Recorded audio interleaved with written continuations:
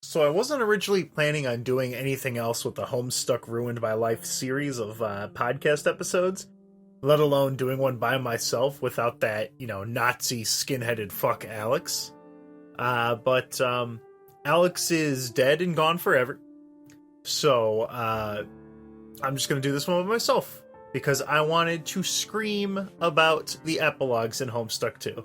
I won't call this episode 6. Just think of it as an epilogue. Maybe it's not really canon. Maybe it's maybe it's not canon. What is canon?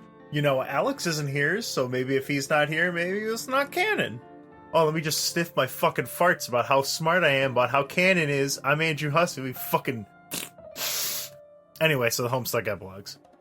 So Homestuck ended 2016, and, quote-unquote ended. You know that fucking story. And, there was a news post that said, hey, I'm thinking of doing an epilogue thing.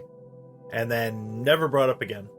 So a lot of people, myself included, just kind of assumed it fizzled out. That it was, not actually going to happen. But out of nowhere, 2019, Homestuck Epilogues dropped. It's like 180,000 words. And it was dropped on a vulnerable and unready populace. Having given some time to reflect and really think about them, I believe that the epilogues are the author's commentary on Homestuck and his fan base as a whole. The sources I have for this episode, they both actually come from a much more popular Homestuck podcast. I don't know what the quality of it. I only listened to one episode, so I'll hold off on that.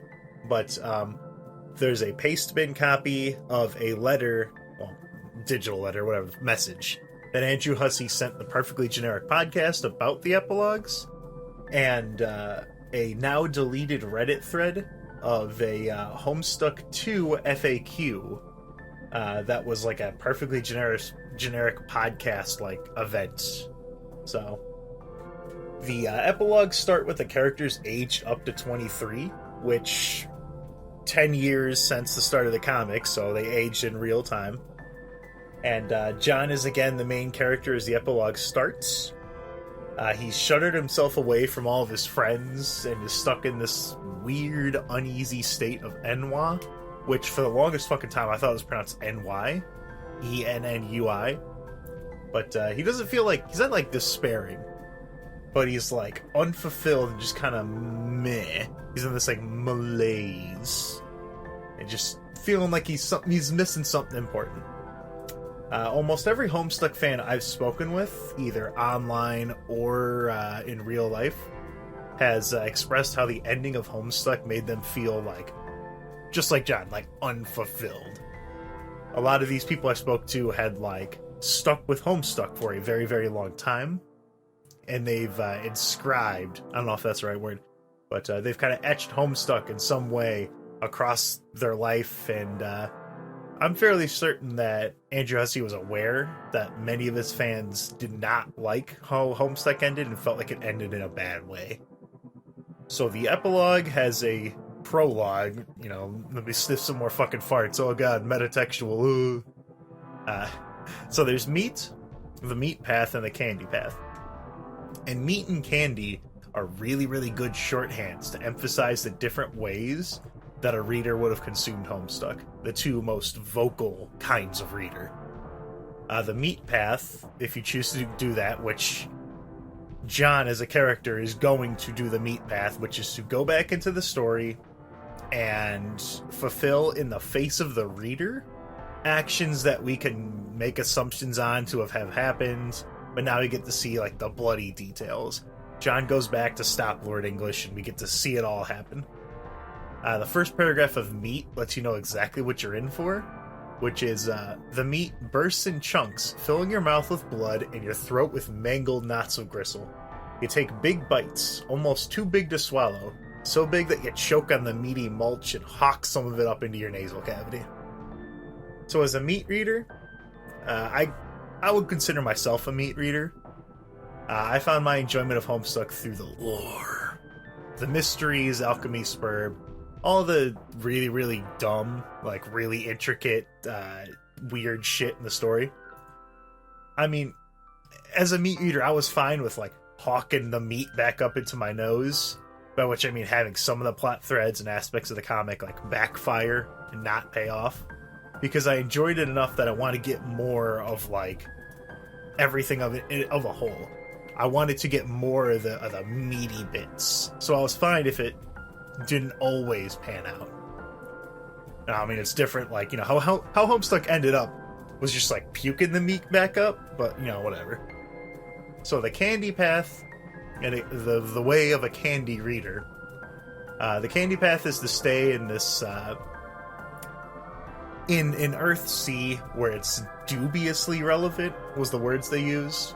There's no real outside influence on the characters.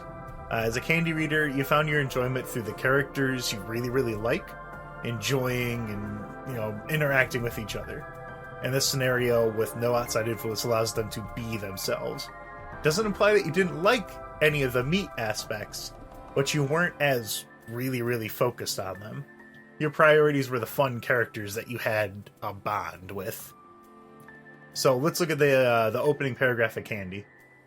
The candy cracks the splinters between John's teeth. Incredibly tasty splinters, the consistency of which have absolutely no existential baggage to them.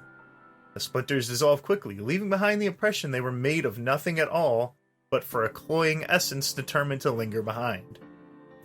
Quickly dissolving, quickly digest sweet bits of Homestuck that are the opposite of the slow, digestive process of meat. And candy, just, here you go, little bits and pieces. It feels really nice, and there's no, like, lasting impact. It's pretty much similar to kind of like how fan fiction works. Once again, stiffing my own farts, ain't you, hussy? Now, the weird thing here is that both routes could be looked at in a positive light, where it's like, hey, you know, here's the two different kinds of readers, you know, here's a route that appeals to them, here's a route that appeals to you, or this, like, snarky asshole way. The meat chapter is very mean-spirited, and everyone involved in it gets treated really bad. It's bloody and gross, just like that first paragraph tells you. When they fight Lord English, you get to read about all the kids get, like, ripped in half and shit. John is just, like, stuck in a corner for...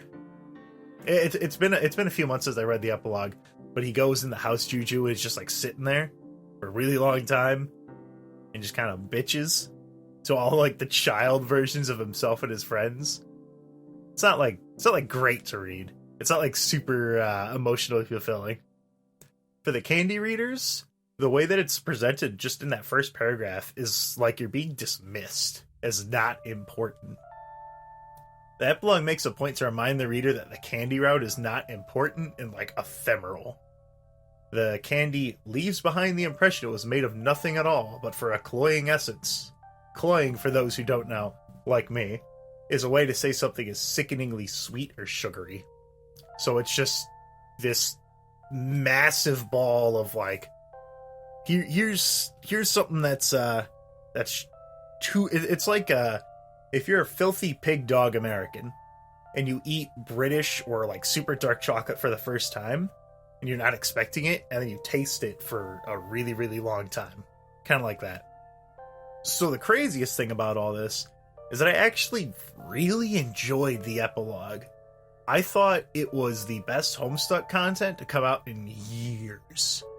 I will admit, though, I did not read the Skynet archives that he put out on the website, where it was a bunch of tertiary stuff that he wrote, like the stuff about Colonel Sassacres and the Condess and all that. I didn't read any of those because I was trying to stay away from Homestuck, because I was trying to fucking sever this cord.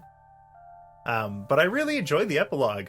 It shits all over meat and candy readers, but it was a lot of fun. It felt like old Homestuck with just how fucking nuts it was. I'll give a bullet point list of some of my favorite moments. Vriska finally getting some kind of punishment in the form of not witnessing what the juju does while the reader gets to see it. Also, the explanation of how the house juju worked wasn't, like, 100% needed, but I'm glad it was shown. The way Depression John acted was really good and was really interesting to read. It wasn't fun, like I said. It wasn't, like, super cool. Like, I wasn't like, oh man, I can't wait to listen to John feel like he wants to die. But it was really interesting in how it was written out. The line, Rose stops breastfeeding Vriska, it's pretty key now. Literally, every scene with Gamzee was fucking fantastic. People still do not understand how great Gamzee is, and they will never understand. You're not big brain enough to enjoy Gamzee. Dirk and Calliope fighting over the narrative, where they were stealing it in the different colors and describing the actions of the characters in the story, that was a lot of fun to read. Dave and Carcat's relationship taking logical steps and playing out naturally over time instead of the instant 180 from that terrible, terrible, awful Vriska Graham? God, was that really what it was called? God, that's even worse than I remember. Vriska Graham was... Fuck, I can't even say it. It's so bad. Vriska Graham was the worst fucking Flash in the entire comic. I was never against the idea of Dave and Carcat, but the way they did it... No. Get the fuck out of here. But I was actually very happy with how it played out in the epilogue. I was fine with it. But the most important thing about the epilogues that really made me enjoy it is it just fucking tears the comic apart. It is scorched earth. Both paths end up with you watching your favorite Homestucks live sad and unfulfilling lives. No one walks away from the epilogues a better person, besides maybe Candy Carcat, where he becomes like a military leader. I read Meat first, and in Meat, I was shown how English was defeated using the House Juju. The fight was like it was pretty interesting to read. It would have been. I understand that they weren't going to do another Flash animation, but I could kind of picture it. I could see how it would have played out. But all of the 16-year-old versions of the kids just get fucking ripped in half, like eaten by Lord English and shit. So all the kids were brutally killed, leaving only the adult John, who is very close to the average age of the Homestuck reader now because he's a fucking self-insert, to look over what became of the Homestuck characters that I really enjoyed in the past. He kills Lord English, and then John's stuck there, floating around in an empty void with nothing. Homestuck's over, and John's trying to figure out what to do now. In my case, it was start a podcast. In John's case, it was the fuck Terezi in the back of his dad's car and die, which, like, hey bro, I'll drink to that. I actually, when I think of Meat and Candy, I liked Candy more than Meat, which is fucked up. Both routes involved the characters getting put into a lot of weird situations, but the Candy path would just fucking spiral faster and faster and faster into a nosedive. It was like, it was a fucking fever dream, is what it was. The lunacy never stopped from start to finish. From someone who read the epilogues as a detached fan, who didn't do any of the Pester Chums, didn't do any of the Pester Quests, none of that shit, it was a cathartic experience.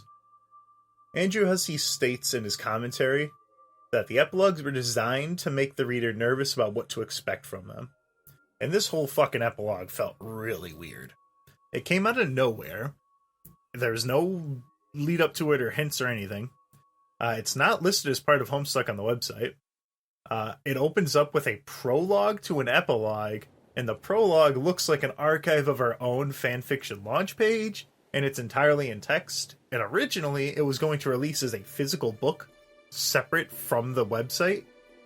So there's a lot of separation there.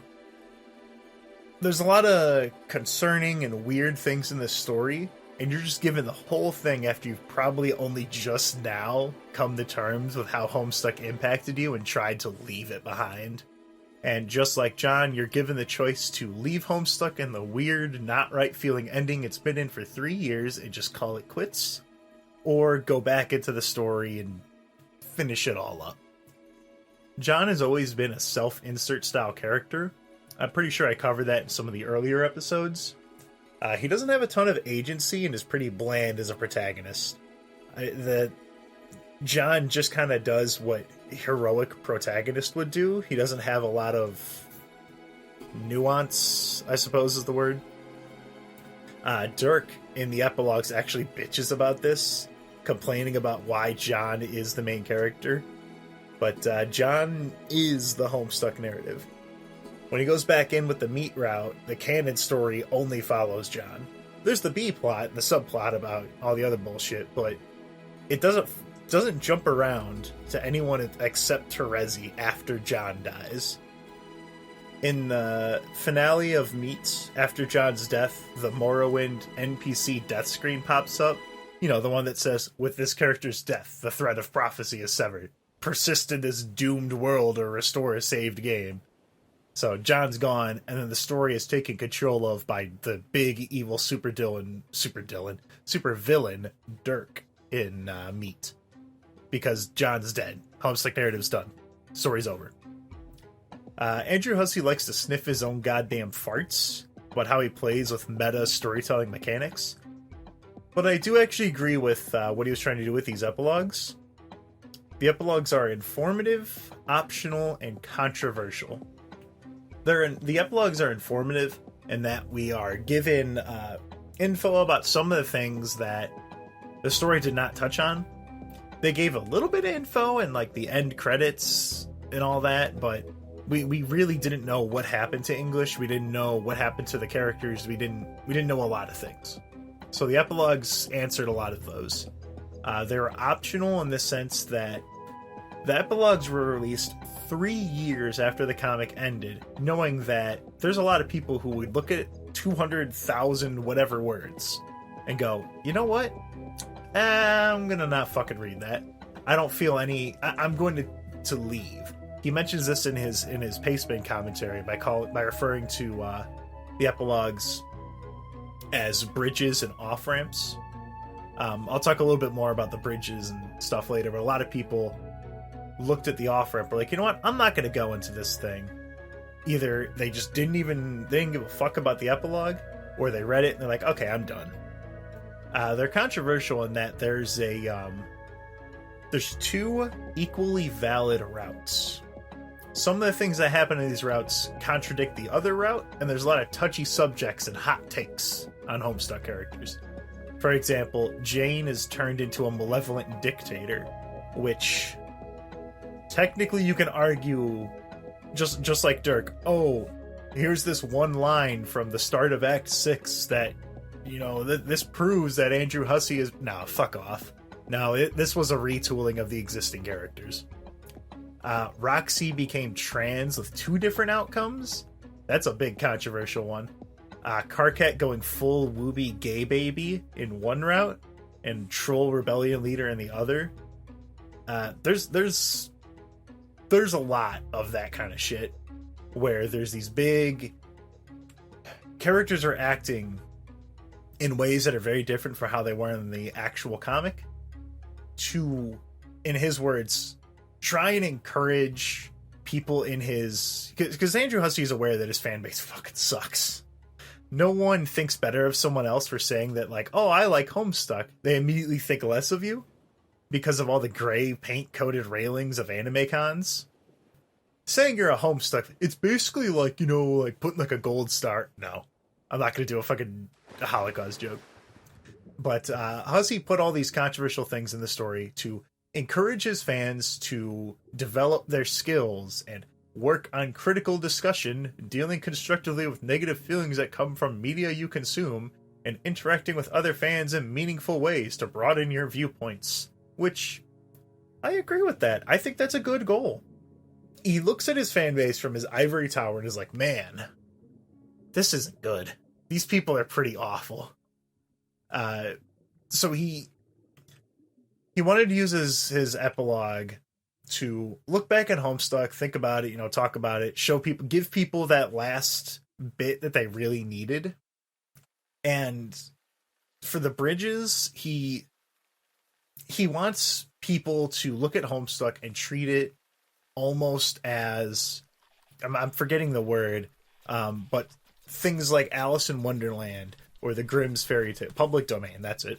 He wants people to treat it as if it was public domain, but he kind of already, like, tied the story in with Viz Media, so he kind of can't. Like, he can't just straight up pretend that there's no, like, copyright or anything, just do whatever the fuck you want. He ended his commentary on the epilogues by saying he's looking to his fan base on where to go next, and wants to know wherever the most conscientious and invested members of the fandom want to drive this universe. He's trying to take like the most hands-off approach he could get and just give Homestuck to his big fans, to take his material, encourage them to basically mature, because they're all fucking children, and try to succeed him with their own ideas. So the bridge between fans and Homestuck has been built up, and it's like, hey, go out there and make your own Homestuck. Go wild. All of your interpretations are valid. Canon doesn't mean anything. It's whatever you want it to mean. So go out there and make stuff, and if people like it, then you can take that as your canon or whatever. And then he makes an official Homestuck sequel called Homestuck 2. So Homestuck 2 came out on the big 10/25 Homestuck Day, and it's the official continuation of the Homestuck story.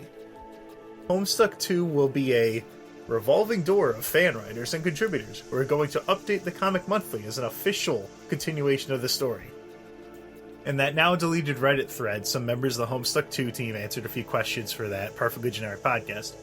And